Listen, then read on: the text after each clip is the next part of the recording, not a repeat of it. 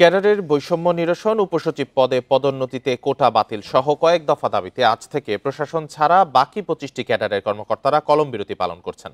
এই ঈদে জামা জুতো অ্যাক্সেসরিজের ডিসকাউন্ট।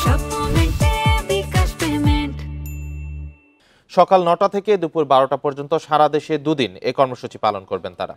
সোমবার আন্তঃ ক্যাডার বৈষম্য নিরসন পরিষদের এক সংবাদ বিজ্ঞপ্তিতে এ তথ্য জানানো হয়।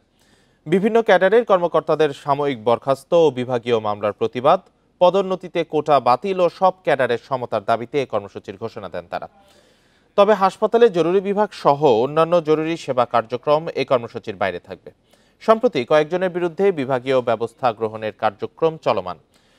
পরিষদের দাবি, কর্মকর্তাদের বিরুদ্ধে বিধান লঙ্ঘনে বিভিন্ন শাস্তিমূলক ব্যবস্থা নেওয়া হলেও প্রশাসন ক্যাডারের কর্মকর্তারা শাস্তির মুখোমুখি হন না।